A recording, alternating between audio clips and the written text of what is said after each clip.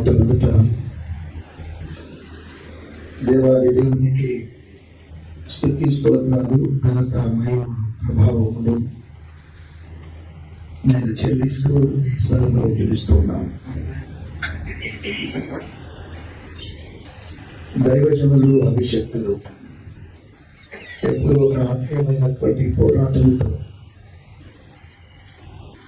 పరిచయం చేస్తున్నటువంటి అభిషక్తులైనటువంటి pastor brother reverend Ravikumar గారికి చక్కని తల్లి దీపకమ్మకు నేను ప్రత్యేకమైన వందనాలు చెల్లిస్తున్నాను.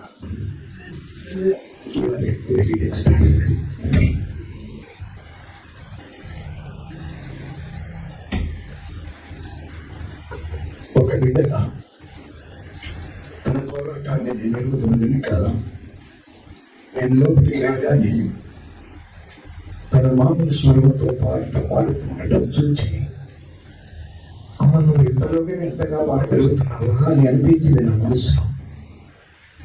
దైవశక్తి ముందు ఒక్కసారి తాను నిలబడిందంటే తన శారీరక బాధను విస్మరించి విడిచిపెట్టి దేవుని సంపూర్ణ శక్తి చేత ఆరాధించగలిగినటువంటి ఒక ఆత్మీయత.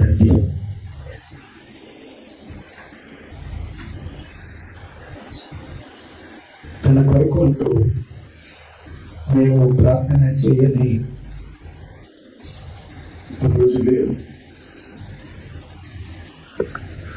నా భార్య ఎందుకు నేను అంత శక్తి చేత మానవలసినటువంటి ఈ బిడ్డను నేను పరిపూర్ణమైనటువంటి శక్తి ఇవ్వకుండా ఆటంకం జరుగుతున్నప్పుడు ఎదిరించడానికి శక్తి ఇవ్వని ప్రార్థన చేస్తున్నప్పుడు మాకు చాలా సన్నిహిత ఆత్మీయమైనటువంటి కుటుంబం. నేను ఎందుకు తరలించారు, మమ్మల్ని పిలవడానికి పిలిచారు, నేను వచ్చాను. ఈ పులిపేట మీద నేను తెలుస్తూ ఒక మాట సత్యంగా చెప్పాలి. మీరే కొద్దిసేపు మాట్లాడుతూ ఉంటే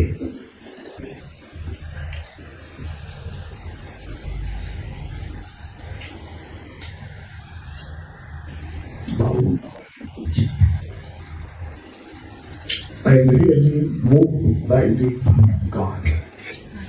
Amen. ఎన్నో మాటలుగా వాక్య పరిచయం చేసి దైవజనుడు ఎదుటి వారు ఏమనుకుంటారు అన్నటువంటిది ఏం లేదు. దేవుడు ఏమనుకుంటాడు అన్నటువంటి భయమే కానీ ఎదుటి వారిని గురించిన భయం వారికి లేదు. ఇంకా కొద్దిసేపు అలాగే వాక్య పరిచయం చేస్తే బాగుండు, వాక్యములు కనిపిస్తే బాగుండు అని నాకు అనిపించింది.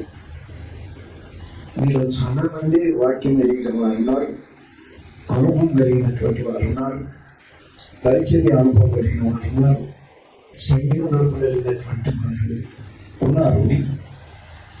మిమ్మల్ని బట్టి దేవునికి వందనాలు చూపిస్తున్నాను.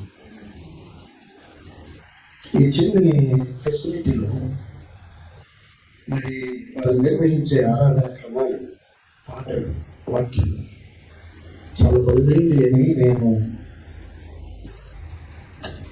ఎక్స్పీరియన్స్లో చెప్తున్నాను. మా కొరకు ప్రార్థన చేసే దైవజనులు వారు ఉన్నారు కనుక వారిని బట్టి నేను దేవునికి వందనాలు చెల్లిస్తున్నాను. సేవకుల యొక్క కూడిక, క్రిస్మస్ యొక్క సన్నివేశం ఇదేనేమో ఈ సంవత్సరం సెమీ క్రిస్మస్ అన్నటువంటి మొదటి ప్రోగ్రాం నాకు. కానీ ఎక్కడ అయ్యారు క్రిస్మస్ గురించి ఏం మాట్లాడలేదు, సేవకుల గురించే మాట్లాడుతున్నాను. వారి సేవకులు, సంఘము, సంఘం యొక్క బాధ్యత, సేవకుల యొక్క బాధ్యత. ఒక మాట టచ్ కాలేదా మన హృదయానికి? ఒక విశ్వాసి, ఒక సాధారణమైనటువంటి వ్యక్తి మన ఎదుట ఎందుకు మోకరించాలి అని అన్నారు. ఈజ్ ఇట్ నాట్ సంథింగ్ మనల్ని ఎందుకు ఘనపరచాలి అని అన్నారు ఆయన. ఒక మామూలు సాధారణమైన వ్యక్తి నుంచి మనల్ని ఎందుకు ఘనపరచాలి, ఎందుకు మోకరించాలి, ఎందుకు మన ఇంటితో వచ్చి చేతులు జోడించాలి అని అన్నాను. అది నన్ను పెద్ద ప్రశ్నలలో తీసుకొని వెళ్ళింది. అవును కదా, వాక్యం చూపించాడు. తనకిష్టమైన వారిని పిలిచాడు కనుక మనము ఆయనకి ఇష్టమైనటువంటి వాళ్ళం కనుక మిగతా జనాన్ని మళ్ళీ ఎదుట వచ్చి మోకరించమన్నారు, ఆశీర్వదించమని చెప్పేసి కోరారు. అదే మనం ఆయనతో కూడా ఉన్నవారమని ఆయన మనకి ఆధిక్యత ఇచ్చాడు. దయ్యాలనగానే దయ్యాలు కాదు, అంధకారంలో అన్నీ మనం చుట్టుకొని ఉన్నటువంటి అన్నీ కూడా దయ్యాలే. దైవశక్తి కానటువంటివన్నీ కూడా దయ్యపు శక్తులే. వాటి మధ్య పోరాడుతున్నటువంటి దేవుని ప్రజలు మనం, దేవుని సేవకులం. అందుకే వారు చాలా జాగ్రత్తగా తీసుకొని వచ్చి దేవుడిని ఎవరెవరిని వాడారు అన్నటువంటిది మాట్లాడుతూ ఉంటే నేను జాగ్రత్తగా గమనించుకుంటూ వచ్చాను. వయసు అంతా 79. నేనెక్కడితో అనుకుని అడిగిన చెప్పడం అని అడిగాను, కానీ వారు నాకంటే పెద్దవారు. వయసు పెరుగుతున్న కొద్దీ ఆయుష్ తగ్గుతున్నప్పుడు ఆత్మీయమైనటువంటి పోరాటం ఎక్కువ కలుగుతుంది నాకు. నేను అధికంగా గురించి చెప్పడం లేదు. 79 కంటే ఎక్కువ ఉన్నటువంటి వాళ్ళు ఎవరైనా ఉన్నారా? లేకపోవచ్చు. మీ ముఖ కవళికలు చూస్తే వారిని అడిగింది బాగానే ఉంది కానీ మీరు అపరాధం అన్నట్టు. మరణించే డేట్ రాస్తారేమో కానీ నేను పుట్టిన డేట్ మాత్రం లేదు. ఏదో ఒక డేట్ రాశారు, దానిని బట్టి 73 అయిపోయినాయని అంటున్నారు. కాకపోతే డేట్ తప్పు రాసినా ఇంకొక 2 సంవత్సరాలు కలిపినా నాగేశ్వరరావు 75 కంటే ఎక్కువ ఉండదు. రాజరత్నం గారిని మనం ఓవర్టేక్ చేయలేదు. ఈ కోణంలో వెళుతూ ఉన్నప్పుడు దైవ సన్నిధిలో కూర్చున్నప్పుడు పలు విధాలైనటువంటి పోరాటాలు. బాగుంది, వయసు మంచిగా దేవుడు దీవించాడు, వయసు తగ్గుతూ ఉంది. నేను ఏమి చేశాను, ఏమి చేయగలుగుతున్నాను, ఇంకేం చెయ్యాలి అన్నటువంటి పోరాటంలో ఉన్నాను. అమ్మ ఉదయాన్నే ఒక కాఫీ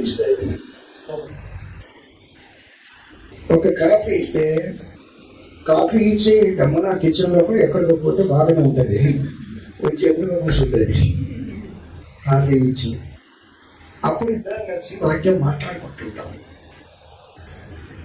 కొద్దిసేపు టైం ఇద్దరం గడుపుతాం. ఈరోజు మేము మాట్లాడుకున్న సంఘటన చెప్పడానికి తీసుకొని వస్తున్నాను. కాఫీ ఇచ్చి పక్కన కూర్చుంది. నేను ఈ మధ్య ఒక భాగం చదివితే ఆ భాగంలో నుండి ఆ మాటలు గుర్తు చేశాను.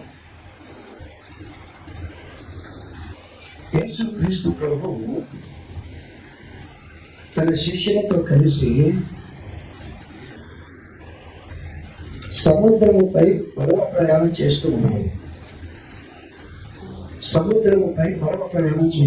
పడవలో ఎవరున్నారు చెప్పండి, దయచేసి చెప్పండి. మీకు యేసు ప్రభు ఉన్నారు, శిష్యుడు ఉన్నారు.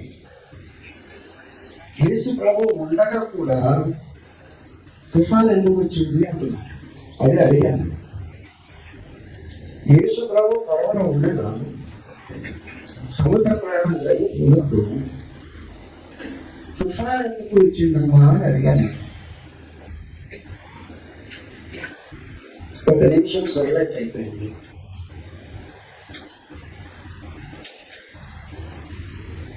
యేసు ప్రభుతో ఉన్నటువంటి వాళ్ళ శిష్యులు, అందుతో పాటు పరిచర్యలో పాల్గొంటున్న వారి శిష్యులు.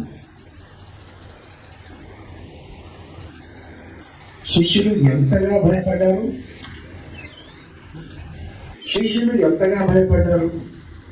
ఇక్కడ ఇంకొకటి ఏమిటి ఆలోచన అంటే, సముద్ర ప్రయాణం గ్రంథంలో ఈ శిష్యులకు ఉన్నంత అనుభవం యేసు ప్రభువుకి లేదు అసలు.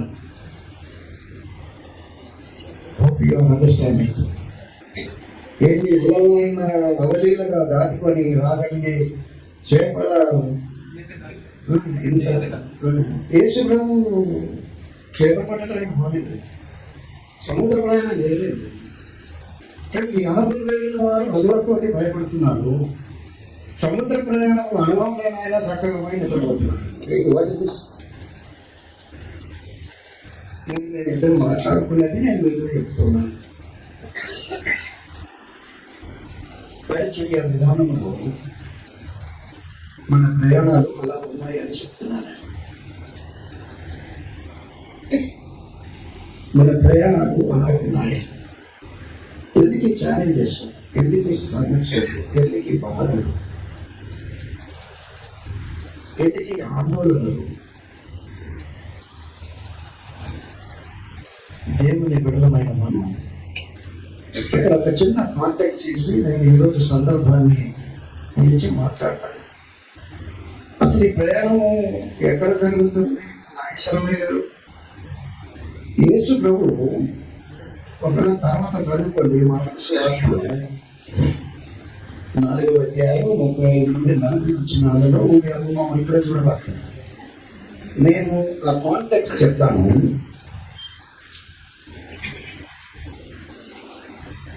ఈ దీని నుండి ఆ పెరిగిపోతున్నారు. Expansion of the Kingdom of God. ఇక్కడ చెప్పబడుతున్నటువంటి మాట, ఆయన సేవలు ఇంకా సాగి వెళ్ళాలి. అవతల ప్రక్క, ఈ సముద్రానికి అవతల ప్రక్క కూడా వెళ్ళాలి. అవతల ప్రక్క ఏముందో యేసయ్యకు బాగా తెలుసు కనుక అవతలకు వెళ్దామని ఆయన ప్రయాణమై పోతూ ఉంది. ఈ ప్రయాణము జరుగుతుంది. ఈ కాంటాక్ట్స్ మనకు తెలుసు. ప్రయాణం చేశారు, గలాట అయింది, యేసు ప్రభు శిష్యులు చేద్దారు. ఆయన కొన్ని మాటలు, ఇంకా మీకు నా మీద విశ్వాసం లేదా, ఎందుకు భయపడుతున్నారు, అవన్నీ చెప్పారు. అదంతా నేను గురించి చెప్పడానికి ఫలం చదివేస్తూ ఆ సముద్రపు అవతల భాగానికి ఆయన వెళుతున్నటువంటి నేపథ్యంలో 5వ అధ్యాయం 1 వచనంలో 10 వాక్యంలో అద్దరినున్న గెరాసీనుల దేశమునకు వచ్చింది. ఎట్లాగో ఒకట్లో వచ్చేసారు.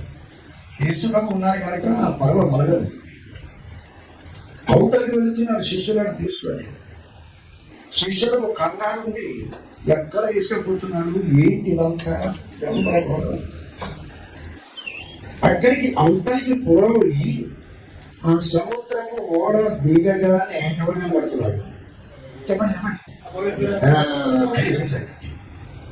అద్దరికి పోతున్నప్పుడు అపవిత్రాత్మలు చీకటి భయంకరమైనటువంటి పరిస్థితులు అక్కడ ప్రభువుకు తెలుసుకుని అక్కడికి వెళ్తున్నాడు. శిష్యులు తీసుకుపోతున్నాడు.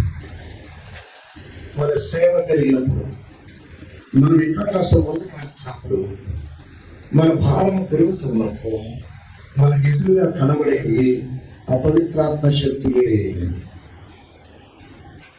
ఆ సందర్భం అంతా మనకు తెలుసు. దిగువకు వచ్చినప్పుడు ఆ అపవిత్రాత్మ పట్టిన వాడు ఎదురుగా వచ్చి గలాట పెట్టి, గోడ పెట్టి, అల్లరి చేసి వాడంతా జరిగిన తర్వాత ప్రభు వాడిని ఆ అపవిత్రాత్మను వెళ్ళగొట్టినట్టుగా మనకు కనబడుతుంది. ఎందుకు ఈ మాట చెబుతున్నానంటే, ఈ ఉదయం మాట్లాడుకున్నాం కనుక సాగి వెళుతూ ఉన్నప్పుడు మనం దయ్యాలు అనుకుంటున్నటువంటి పరిస్థితి ఉంది. అపవిత్రాత్మ కానీ, దయ్యాలు కానీ, భూతాలు కానీ, ఇవన్నీ మనల్ని శారీరకంగా, మానసికంగా, ఆధ్యాత్మికంగా మనల్ని ఇబ్బంది పెడుతున్నటువంటి పరిస్థితి. ఇబ్బంది పెడుతున్నటువంటి పరిస్థితిలో యేసయ్య ఉన్నాడు. యేసయ్య ఉన్నాడు. ఆయన విడిపిస్తాడు, ఆయన బాగు చేస్తాడు. ఒక ప్రక్క ధైర్యం. కానీ భౌతికంగా కనబడే పరిస్థితుల్లో మనము ఒక్కొక్కసారి భయంకరమైన పరిస్థితుల్లోకి దిగిపోతున్నాం. ఏమయ్యా పైకి యేసయ్యా మా ప్రార్థనలు వినడం లేదా అని ఇక్కడ కూర్చున్నటువంటి వారు నాతో కలిపి చెప్తున్నాము. మనము పరిశుద్ధాత్మ చేత అభిషేకం పొందినటువంటి వారు, పరిశుద్ధ పరిచర్యను తీసుకున్నటువంటి వారు. ఇది పరిశుద్ధుల కొరకైన సహవాసము అని అది మన జీవితము పరిశుద్ధ జీవితంలోనే ఒక పెద్ద పోరాటము అని నా అనుభవంలో నుండి ఆనాడు ఈనాడు ఇప్పటికీ కూడా ఇదే ప్రయాణం ఉంది అని నేను మీకు జ్ఞాపకం చేస్తున్నాను. ఎక్కడ నుండి బయలుదేరి మనము ఆటంకపరిచే ఈ పరిస్థితి వస్తుందో మనకు తెలియదు. ఇటువంటి పరిస్థితుల్లో దైవజనులమైనటువంటి మనము పరిశుద్ధ జీవితాన్ని గడుపుకోవటం, కాపాడుకోవటం అనేటువంటిది ఒక పెద్ద ఛాలెంజ్. అది అందుకే ఈ చక్కని సమాసము, ప్రార్థన జీవితము, వాక్య ధ్యానము ఎక్కడైనా గలాట జరిగితే ఏనాడు మనము సాగి వెళ్ళగలము అన్నటువంటిది పెద్ద ప్రశ్న. నాగేశ్వరరావు గారికి నేను మధ్య రాసిన ఒక పాట తర్వాత ఇస్తాను. వారు తన మంచి కంఠంతో కంపోజ్ చేసి వేయాలని కోరుతా ఉన్నాను. It comes from my heart.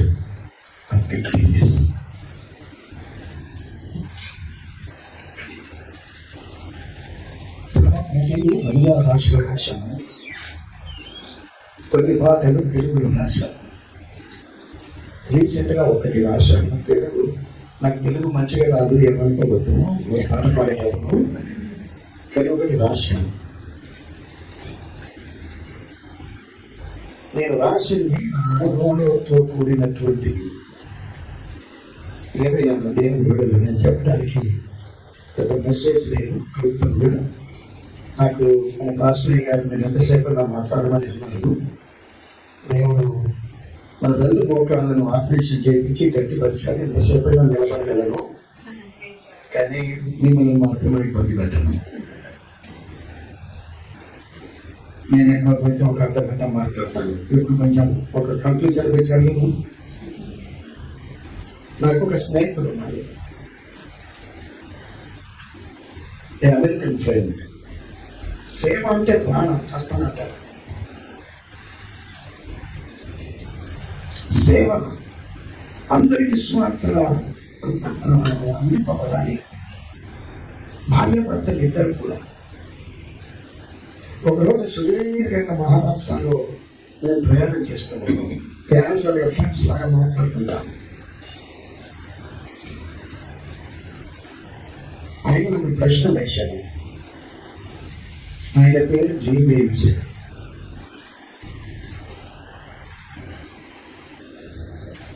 Me life design ఏంటో చెప్తుందని అన్నా నేను. మీ జీవితంలో అతి శ్రేష్టమైన ఆశ ఏంటో చెప్పుకోవాలి అన్నా నేను. నేను ఆయన దగ్గర నుండి ఎక్స్పెక్ట్ చేసే ఆన్సర్ వేరు, ఆయన చెప్పింది వేరు. నా ఆశ ఈ దేశంలో ప్రతి ఒక్కరికి సువార్త అందింపబడాలి అని అంటాడని అనుకున్నా. ఆయన యొక్క ప్రాక్టికల్ వర్క్ చేసి చూసినప్పుడు, ఎందుకంటే సేవ సేవ సేవ అని ఈ దేశంలో నలుమూలలో తిరుగుతూ ఉంటాడు. నేను సగం కంట్రీ ఆయనతో తిరిగి ఆ ప్రశ్న వేశాను. ఆయన చిట్ట చివరి చెప్పిన మాట ఏమిటి అంటే, నేను దేవుని దగ్గర పాప క్షమాపణ పొందాను,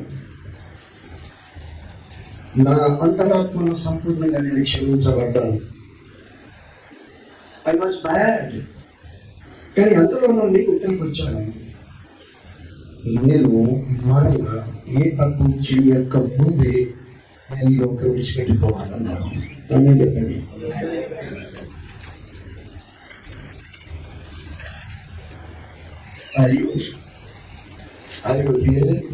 ఎస్, మన దేశం అంతా తిరిగి శ్వాస చెప్తున్నది ఏంటి అంటే, అది జ్ఞాపకం చేశాను. చూశాను, అందరూ కూడా అందరికి ప్రకటించి అందరూ లక్షలలోనికి నడిపించిన తర్వాత నేను పరిస్థితి అయిపోతే you are important, you are personally important, I'm personally important.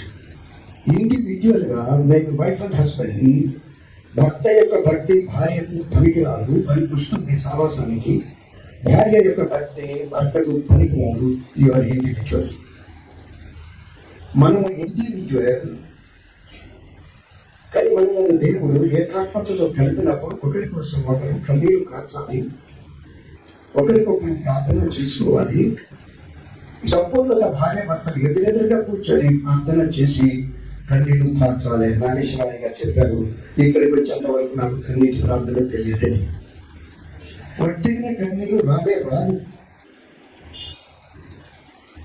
ఎవరు ఎవరికి కన్నీళ్లు తెప్పించలేరు, కన్నీళ్ళు ఎవరికైనా వస్తే కూడా ఎవరు ఆపలేరు. ఇది మీరు గుర్తుపెట్టుకోవాలి.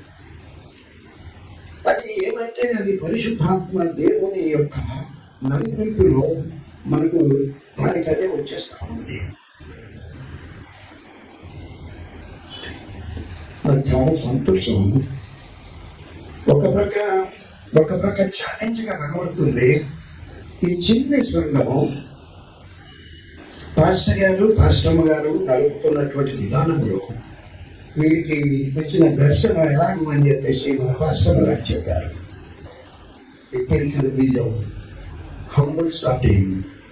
ఇది దైవ సేవకులకు అక్కడక్కడ ఉన్న వారికి ఏరి కోరి సహాయపడాలని వారి మనసులో కలిగితే వారు వారి సంఘానికి చెప్పితే వారి సంఘం కూడా ప్రేరేపింపబడి ఇలాగ ఆదుకోవటం అన్నటువంటిది అది దేవుని కార్యం అని నేను అంటున్నాను. మా సంఘంలో ప్రాక్టీస్ ఉంది. ప్రియమైనటువంటి దేవుని బిడ్డలు, ఈ వాక్యము, ఈ ప్రార్థన సావాసము very tough job to the pastors. విశ్వాసం వాక్యం చదివితే చదివారు, లేకపోతే లేదు. ధ్యానిస్తే ధ్యానించారు, లేకపోతే లేదు. పాటిస్తే పాటించారు, లేకపోతే లేదు. కానీ పిలువబడినటువంటి మనమే అది నెగ్లెక్ట్ చేస్తే అసలే ఉండదు. దేవుని సేవకుల గురించి 3 మాటలు చెప్పి మనము సెమీ క్రిస్మస్ పోదాం. మనము దేవునికి సేవకులు అంటే ఏమర్థం? Servants of God. Servants of God అంటే మనకు ఒక యజమాని ఉన్నాడు కనుక ఆయన చెప్పినట్టు చేయాలి. That is the job of the servant. I don't have any desire to make myself any decision. ఎందుకు నాకు యజమాని ఉన్నాడు, ఆయన చెప్పినట్టు చేయాలి. మనము సర్వెంట్స్ ఆఫ్ గాడ్. అది ఏ క్యాడర్ పాస్టర్ అయినా ఉండనివ్వండి, ఎవరైనా ఉండనివ్వండి, సీనియర్ పాస్టర్లు ఉండనివ్వండి, బిషప్ అనుకుంటామని, ఇంకా పెద్ద పెద్ద బిషప్లు అనుకుంటామని, ఏ కులాకు చెందినా కూడా సర్వెంట్ ఆఫ్ గాడ్. మనము దేవుని పాద సేవకులు. మన ప్రార్థన జీవితంలో సర్వెంట్స్ కనుక ఎలా ప్రార్థన చేస్తామంటే మన తల ప్రభు పాదాల దగ్గర పెట్టి మనము ప్రార్థన చేయాలి. ఈ తలను దేవుని యొక్క పాదాల దగ్గరికి పెట్టి ప్రార్థన చేయాలి. అలాంటి ప్రార్థన చేసే దేవుని బిడ్డలు మీలో ఉన్నారు, చాలా మంది కూడా ఉన్నారు. రెండవది ఏంటంటే మనకు ఇవ్వబడినటువంటి క్యారెక్టర్ ఏంటంటే మనము సంఘానికి గురువులం, దేవునికి సేవకులం, సంఘానికి గురువులం. మనం ఒప్పుకుంటారా లేదా? దేవుడు మనను అభిషేకించినప్పుడు సంఘాన్ని కాయటానికి గురువుగా మనము అభిషేకించినప్పుడు మనము సంఘానికి గురువులమే. ఆ గురువు దగ్గరికి వచ్చి మోకరిస్తారు. మనము గురువులం కనుక గురువుకు ఉన్నటువంటి మరొక టఫ్ జాబ్ ఏంటి అంటే ఇటు సంఘానికి అటు దేవుడికి ఉత్తరవాదతో మధ్యవర్తంగా ఉన్నాం. ఎటు స్లిప్ అయినా ప్రమాదమే. మనం ఎటు స్లిప్ అయినా ప్రమాదమే. సంఘంలో మనము సంఘాన్ని సరైన రీతిగా వాక్యం ప్రకారంగా నడిపించకపోయినా ప్రమాదమే. ఆయన మనల్ని పిలిచి అభిషేకం ఇచ్చాడు కనుక ఆయన అభిషేక ప్రకారంగా నడవకపోయినా దేవునితో కష్టమైనటువంటి పనికి దేవుడు పిలిచాడు. మనము వచ్చాము, అది కనుక ఆయన పిలుపు మీద మనం ఉండకపోతే రెండు విధాలైనటువంటి భయమ్స్ మన మీద ఉంటుంది. ఒకటి సంఘము మన మీద నింద వస్తుంది, రెండవది దేవుడు కూడా నేను పిలిచిన పిలుపు ప్రకారం నీవు లేవు అని గద్దిస్తాడు. ఆయన గద్దింపులు రకరకాలు, ఆయన గద్దింపులు రకరకాలు. సో ఒక్కసారి దేవుని సేవ కోసం అని మనం పిలువబడిన తర్వాత మీకు ఇంట బయట ఉన్నటువంటి ఛాలెంజెస్ తోటి ఈ పిలుపును నిర్లక్ష్యం చేయడానికి మనకు పర్మిషన్ లేదు. ఇంకా 2 సంవత్సరాలు దేవుడు ఆయుషిస్తే 50 సంవత్సరాల సేవా పరిచర్య నేను జరుపుకొని దేవునికి స్తోత్రం చెప్పాలని ఉన్నాను. అప్పుడు మన రవిదాసు గారి ద్వారా మిమ్మల్ని అందరినీ పిలిపించాలి అని కోరుకుంటున్నాను. ఆ 2 సంవత్సరాలు ఆయుష్, ఆరోగ్యము, సమాధానం మంచి ఇవ్వాలని మీరందరూ ప్రార్థన చేయండి. నా భార్య మీ వైపు చూస్తుంది, నా వైపు కోపంగా చూస్తుంది. 2 సంవత్సరాలు కోరుకుంటున్నాను, తర్వాత నా సంగతి ఏంటి? గ్రేట్ బెస్ట్ నా జీవితంలో, కుటుంబ జీవితంలో, పరిచయ జీవితంలో బహుగా సహించి ముగించి సాగి వస్తున్నటువంటి మా భార్య. 3వ సంగతికి ఏమంటున్నామంటే, మనము సాధారణమైనటువంటి ప్రజలకు నాయకులము. We are leaders of the community. 3 categories చెప్పాను. ఒకటి దేవుని సేవకులు, సంఘానికి గురువులు, సమాజానికి నాయకులు. అన్ని క్యారెక్టర్స్ బైబిల్లో ఉన్నాయి, అన్నీ చెప్పడానికి నేను పరిచయం. ఆ 3 క్యారెక్టర్స్ బలమైనటువంటి క్యారెక్టర్స్ గా పరిశుద్ధ గ్రంథంలో ఉన్నాయి. మననే సేవకు వచ్చామా లేక దేవుడు మనల్ని పిలిచాడా అన్నటువంటి క్వశ్చన్ మార్కులో సేవకుల యొక్క కూడిక వెనుక అది ఉద్దేశించి నేను సంఘంలో మాటలు నేను మీకు జ్ఞాపకం చేస్తున్నాను. పాటలు పాడేవారు, వాక్యం చెప్పేవారు, బలమైన ప్రార్థన చేసేవారు, కన్నీటి ప్రార్థన చేసేవారు, సంపూర్ణ రాత్రి ప్రార్థన చేసేవారు, ఉపవాస ప్రార్థన చేసేవారు మీలో ఉన్నారు. ఏదో నా వయసును బట్టి మేము సన్నిహితులము, ఆత్మీయులము కనుక ఈరోజు మీ ముందు దైవజనుడు మన రవి పాస్టర్ గారు ఈ చోట మనకి ఇచ్చారు. మన జీవితంలో ఇది ఎన్నవ క్రిస్మస్, 2025వ నాటి క్రిస్మస్. ఎప్పుడు యేసు ప్రభు రక్షకుడుగా అంగీకరించామో అప్పటి నుండి మన క్రిస్మస్ లెక్క పెట్టుకోవాలి. కానీ చరిత్రను 2 భాగాలుగా విభజించినటువంటి క్రిస్మస్ 2025 సంవత్సరాల క్రితం. కొంతమంది అంగీకరించినా అంగీకరించకపోయినా చరిత్ర ఏమని చెబుతుంది? చరిత్ర ఏమని చెబుతుంది అంటే 2 భాగాలు. ఒకటి క్రీస్తుకు పూర్వం, క్రీస్తు శకం. నీవు క్రీస్తును దేవునిగా అంగీకరించినా అంగీకరించకపోయినా, ఆయనను నమ్మినా నమ్మకపోయినా, ప్రార్థించినా ప్రార్థించకపోయినా, ఆయన చరిత్రను 2 భాగాలుగా చూపించినటువంటి యేసు ప్రభు యొక్క జననం అది. ఎవరైనా నాస్తికులైనా కూడా క్రీస్తుకు పూర్వం, క్రీస్తు శకం అని రాయాల్సిందే. అది చాలా కాలం మనకు తెలియకపోయే. నేను ఆ చరిత్ర అంతా చెప్పను, కానీ క్రిస్మస్ యొక్క వృత్తాంతము ఏమని కనబడుతూ ఉంది పరిశుద్ధ గ్రంథంలో అని మనం జాగ్రత్తగా గమనిస్తే, ఈ కాలాన్ని ఇంగ్లీష్ పదము అడ్వెంట్ కాలం అని అంటారు. అడ్వెంట్ కాలం అంటే ఆయన రాకడ వరకు సిద్ధపడే కాలం. ఈ పదము మనకు బాగా తెలుసు. లెంట్ కాలం అనేది బాగా పరిచయం ఉన్న పదం.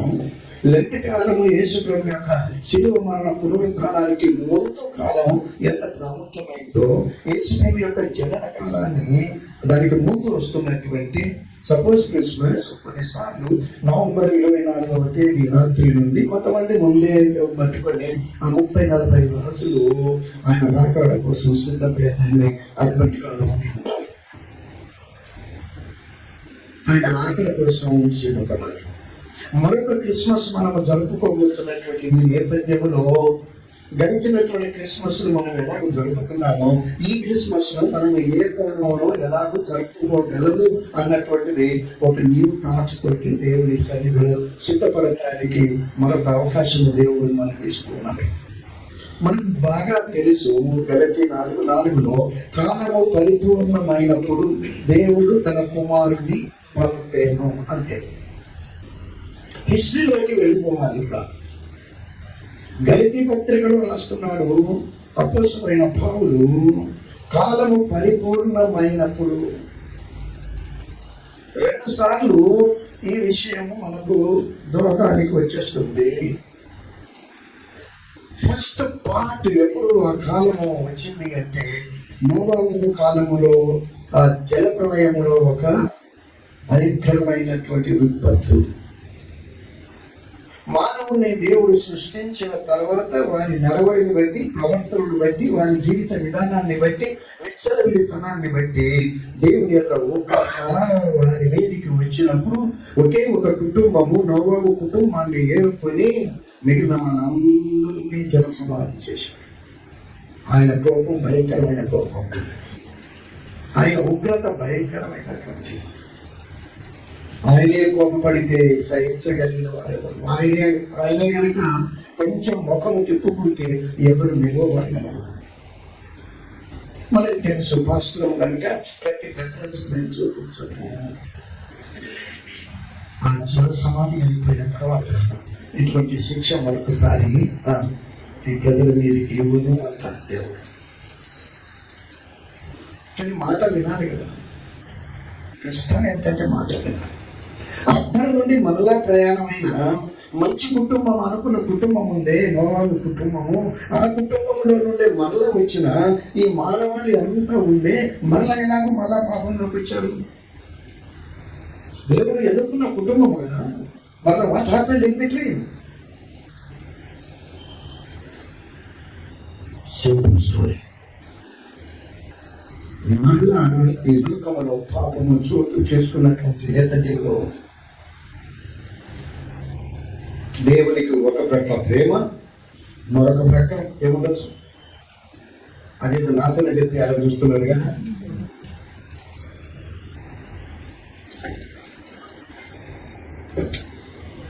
ప్రేమ కోపము రెండు వస్తే నిర్ణయం ఎలా ఉంటుంది? కోపము ప్రేమ రెండు వస్తే నిర్ణయం ఎలా ఉంటుంది? చాలా కష్టం, చాలా కష్టం. అది ప్రేమ ఉంది, అదే సమయంలో అదే కదా మనకి ఇప్పుడు ఉన్నటువంటి విధి విధానాలు ఏంటి అంటే ఒకరి తర్వాత మరొకరిని, ఒకరి తర్వాత మరొకరిని, మరొకరి తర్వాత మరొకరిని ప్రవక్తలను పంపించి బోధిస్తున్నాం. నోవాహు పడవను సిద్ధం చేసేటప్పుడు ప్రజల యొక్క యాటిట్యూడ్ ఏమైనా చెప్తారా? ప్రజల యొక్క యాటిట్యూడ్ ఏంటంటే నోవాహును చూసి గేలి చేశారు. ఈయనతో దేవుడు మాట్లాడట, ఈయన మంచోడట, ఈయన నీతిమంతుడట, ఈయన భక్తిపరుడట. తర్వాత ప్రవక్తల కాలంలో కూడా అదే యాటిట్యూడ్ కదా. జనరేషన్ తర్వాత జనరేషన్ మారింది కానీ మనుషుల యొక్క యాటిట్యూడ్ అలాగే ఉంది.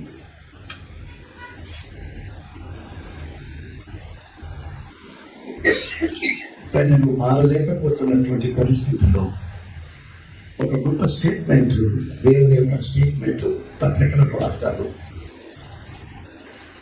ఎబ్రీ పత్రిక 1వ అధ్యాయం 1-2 వచనాలలో అది బాగా తెలిసిన వాక్యం మనకు చెప్తారు. పూర్వకాలము నానా సమయంలోను నానా విధములుగా ప్రవక్తల ద్వారా మాట్లాడిన దేవుడు అంతమంది కుమారుని ద్వారా మనతో మాట్లాడిను. అదే గలతీ 4:4 పోతుంది. ఏమని అంటే కాలం పరిపూర్ణమైనప్పుడు దేవుడు తన కుమారుని పంపేను. మనము ఒక ఆలోచన చేస్తాం, దైవ సేవకులు కదా. దేవుడు తన కుమారుని పంపిస్తున్నటువంటి నేపథ్యంలో ఇక్కడ తన కష్టమైనటువంటి సంగతి, నేను పోయి అందరినీ మార్చాలి, బోధించాలి, నడిపించాలి, చూపించాలి అని దేవుని తలంపు ఉంటే, దేవుడు పంపిన తన కుమారుడు అదర్వైజ్ దేవుడే దిగి వచ్చినప్పుడు ఆయనను కూడా శిలువ వేసి చంపేశారు.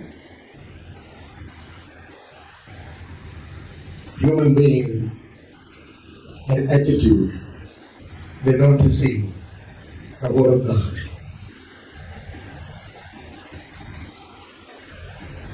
ఒక చిన్న సాదృశ్యంతో చెప్తాను. ఎందుకు పంపవలసి వచ్చింది అని ఒక చిన్న ఆలోచన. ఎందుకు పంపవలసి వచ్చింది అని నా పర్సనల్ డివోషన్లో తేలిన ఒక చిన్న ఆలోచన. Maybe right, may not be right.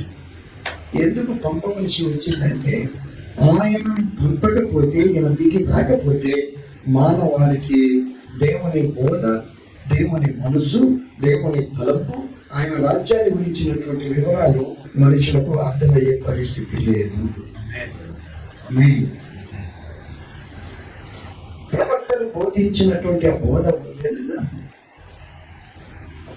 దాన్ని ఇలాగ అర్థం చేసుకోదాం.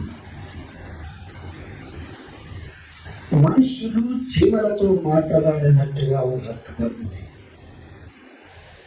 చీమల దండు ఒక విధంగా ప్రయాణం అయిపోతూ ఉంటే, నా లాంటాడు అది కాదు డైరెక్షన్, ఇటు మార్చు అని చెప్పేసి చెబుతూ ఉన్నాడు. ఎంత మొత్తుకున్నా ఆ చీమల యొక్క డైరెక్షన్ మారటం లేదు అసలు. కారణం ఏం కావచ్చు అమ్మా? లాంగ్వేజ్ అర్థం కాదు. ఓకే, ఈ మనిషికి ఆ చీమకు ఎంత వ్యత్యాసం ఉంది. మొత్తుకుంటూ ఉన్నాడు, అటు పోక అక్కడి నుంచి రండి అని అంటే అయ్యేటట్టుగా ప్రవక్తలందరూ ప్రవచించిన ప్రవచనాలన్నీ కూడా చీమలతో మనిషి మాట్లాడినట్టుగా వ్యర్థమైపోయినట్టుగా వ్యర్థమైపోయాయి.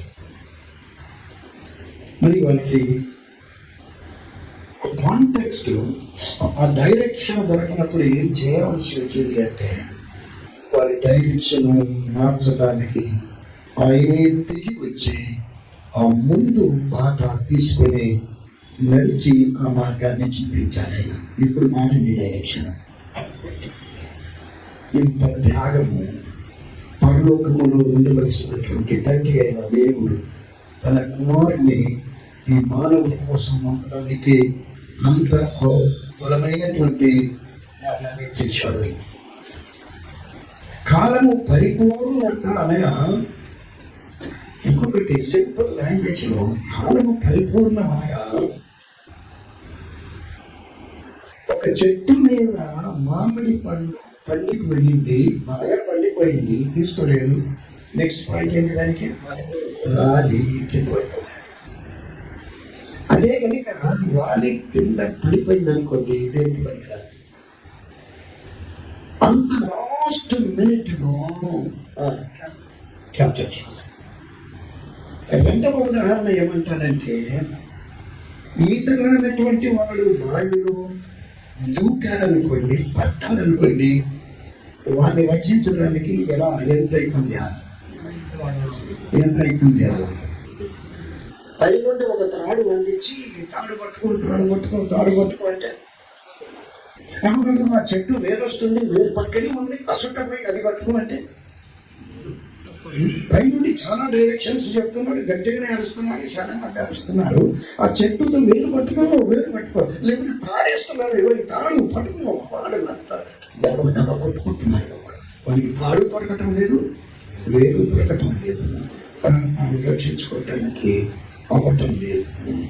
ఇప్పుడేం కాదు, ఎన్ని సలహాలు పైన చెప్పుకుంటూ ఉంటే అదంతా వ్యర్థమైపోతుంది. కనుక కాలేదు దూకి ఒక్కసారి పట్టుకొని వాళ్ళిద్దరికి లాగాలి. అక్షంగా యేసు ప్రభు ఆ సమయంలో ఆయన ఈ లోకంలోనికి పంపబడ్డాడని యేసుప్రభు ఈతొచ్చా? నేను ఇలిస్ట్రేషన్ చెప్తున్నాను. ఈతొచ్చా?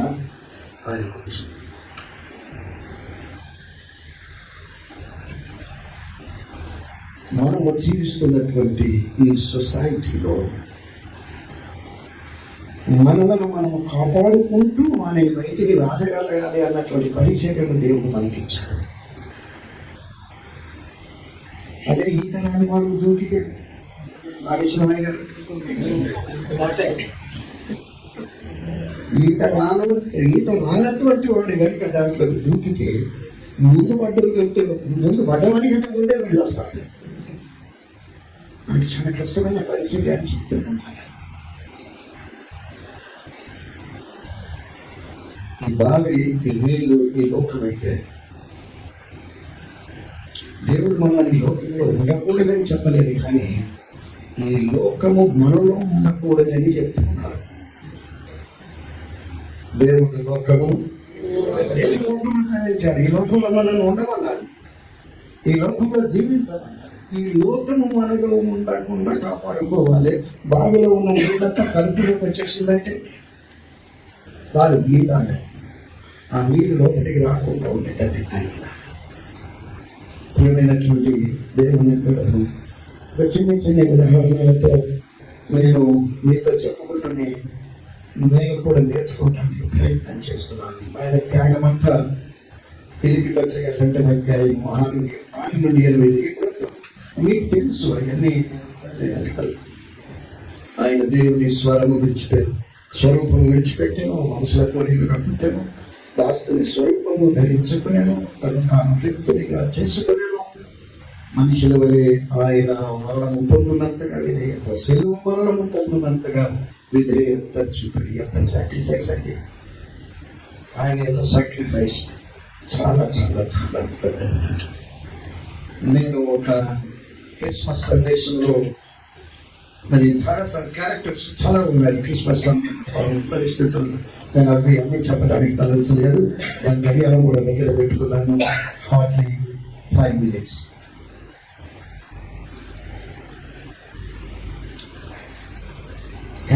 ఒక క్యారెక్టర్ బంధన క్యారెక్టర్. ఎంతమంది ఉన్నారు క్యారెక్టర్స్ అంతా బైబిల్లో? నాలుగు ఉన్నారు, పిల్లలు ఉన్నారు, దేవదూతలు ఉన్నారు, మనం బాగా ప్రేమించే హీరోలు ఉన్నారు, శాస్త్రాలు తెలిసిన పండితులు, శాస్త్రులు ఆనందం ఉన్నారు. అది 7 క్యారెక్టర్లు ఉన్నాయి. సరే అక్కడ ఒక 12 కూడా చెప్పాను కదా. అందులో గురించి తెలిపితే ఏమంటే మన పూర్వీకులు విద్య విహీనులు, ఎక్కడో కొండల్లో గుట్టల్లో అడవులు జీవించారు. వారిని కూడా దేవుని యొక్క కన్నులు చూచారు. వారిని కూడా దేవుని కన్నులు చూచారు.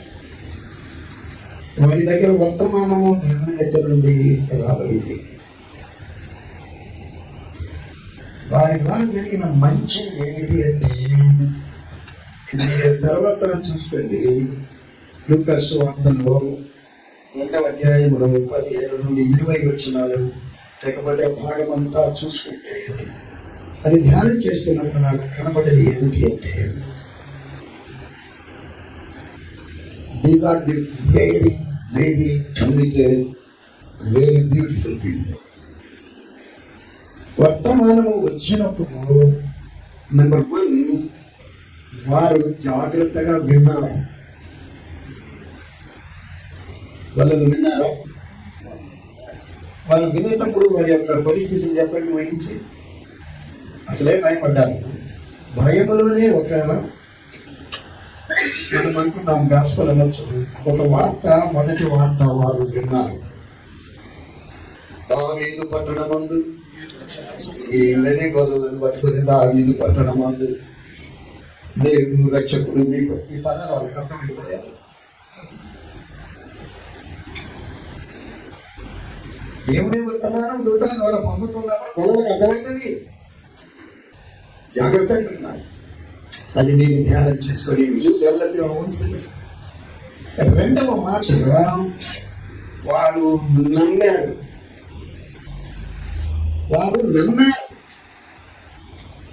ఎక్కడో అడవుల్లో రాత్రి పూట గొర్రెలను మేపుకుంటున్నటువంటి వారికి ఏదో ఒకటి కనబడితే, ఏదో చెప్పితే ఇటువంటి జనా ఉంటాయని అనుకోకుండా వారు ఆ మాటను నమ్మారు. 2:15 ఈ వాక్యం ప్రభు మనకు తెలియజేయించి ఉన్నారు. ఎంత చక్కని మాట. ఈ కార్యము ప్రభు మనకు తెలియజేయించి ఉన్నారు. ఈత గొల్లు ఆ మాట మాట్లాడుతుంది. గొల్లులో ఒక ముఖ్యమైన మాట ఏంటంటే దే ఆర్ ఎక్స్పెక్టింగ్ సంథింగ్, వారి జీవితంలో అది జరగాలి అని కోరుకుంటున్నారు అన్నమాట. నెమ్మది లేని ప్రపంచంలో జీవిస్తున్నటువంటి పరిస్థితుల్లో ఈ వర్తమానం రాగానే రెండవ మాట వారు నమ్మారు. మూడవది ఏం జరిగి ఉంటుందండి? మూడవది వారు విన్నారు, నమ్మారు. ఇప్పుడు వారు ఏం చేస్తున్నారంటే చెప్పిన దాని ప్రకారంగా పోయి వెళ్ళారు. అక్కడ వెళ్ళటానికి మనము బెత్లెహేము వరకు వెళ్ళి చూద్దాము. రెండిక గొర్రెల సంగతి ఏంది నాగేశ్వరరావు గారు దర్శనం గారు? గొర్రెలు ఇంపార్టెంట్, యేసును చూడటం అర్జెంట్.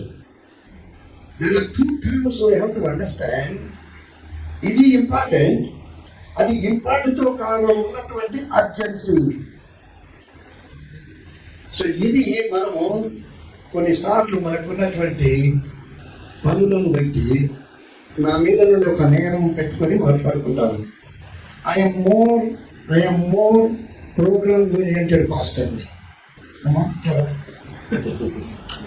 ప్రోగ్రామ్ ఓరియంటెడ్ పాస్టర్ ఎందుకు చెప్పే నాగేశ్వరరావు గారు పిల్లలు కనుక ధైర్యంగా నీకుని ఇస్తున్నాను. ఈ ప్రోగ్రామ్ తర్వాత ఇంకొక ప్రోగ్రామ్ ప్రోగ్రామ్ ఈజ్ ఇంపార్టెంట్. ఈ ఇంపార్టెన్స్ లో అర్జెంట్ ఏమైనా ఉంటే అది విస్మరించుకోవచ్చు.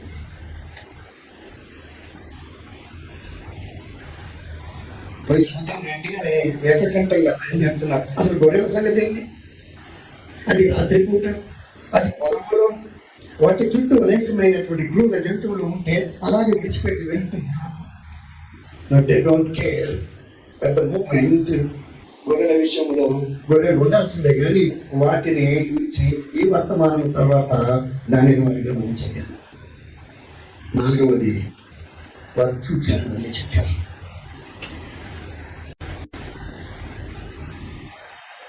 దేవుని గురించినటువంటి వర్తమానము కనుక వారు ప్రజలను ఆశ్చర్యపరిచారు. నేను గురించి చెప్పడానికి అనేకమైన ఇలిస్ట్రేషన్స్ నేను చెప్పగలను. ఆశ్చర్యపరిచాను. గొర్రెల కాపులు తమతో చెప్పిన సంగతులను గూర్చి విన్న వారందరూ ఆశ్చర్యపడి. ఇంకొక థియాలజికల్ ఒక క్వశ్చన్ మార్క్ ఉంది. ఆశ్చర్యపడ్డారా లేక ఆ ప్రభువును నమ్మి ఆయనను చూడటానికి వారు వెళ్ళారా? నో, విని ఆశ్చర్యపడ్డారు. It's extraordinary message. అసలు వాళ్ళని ఎవరు వాపలేకపోతున్నారు. ఏడవ సంగతి చెప్పాలి కదా, మీకు తెలిసిందా? నేనేది చెప్పాలి. ఏమి ఏడవ సంగతి అంటే దేవుని మహిమపరచు, స్తోత్రం చేయించు, తిరిగి వెళ్ళి. ఆమేన్. వారు ఏడవది స్తోత్రించి. ఇది క్రిస్మస్ యొక్క 7 మాటలు నేను చెప్పాను. ఒకటి విన్నారు, నమ్మారు, వెళ్ళారు, చూచారు, ప్రకటించారు, ఆశ్చర్యపరిచారు, స్తోత్రించారు. ఏం స్తోత్రించి ఉంటారు నాగేశ్వరరావు? మేము వెళ్ళి చూచినాము. చెప్పండి. మేము వెళ్ళి చూచినాం, కన్న వాటిని విన్న వాటిని అంతే చెబుతున్నాం. స్తోత్రించడం అంటే రిసీవ్ చేసుకొని స్తోత్రించాలి. తల్లి పాట పాడితే గుండెల్లో నుండి పడతాం. స్తోత్రించడము అమ్మ గుండెల్లో నుండి నేను పాడేది వింటున్నాను. స్తోత్రించటువంటి ధైర్యాసు అభిషక్తులు ఈ క్రిస్మస్ అనుకుంటానని నేను పెడుతున్నాను. కఠినమైనటువంటి పరిస్థితుల్లో, క్లిష్టమైన పరిస్థితుల్లో, ఛాలెంజింగ్లో మరొక క్రిస్మస్ కాలాన్ని దేవుడు మనకి ఇస్తున్నాడు. Let this Christmas be a separate Christmas than all the years we celebrated. ఇప్పటిదాకా మనం క్రిస్మస్ను జరుపుకున్న క్రిస్మస్ కంటే ప్రత్యేకమైన క్రిస్మస్ గా ఉండాలి అని మనము కోరబడుతున్నాం. మరి సెమీ క్రిస్మస్ లో ఈ క్రిస్మస్ యొక్క శుభములు ఆశీర్వాదాలు ఎన్నైనటువంటి దేవుడు మీకు మాకు అందరికీ అనుగ్రహించును గాక.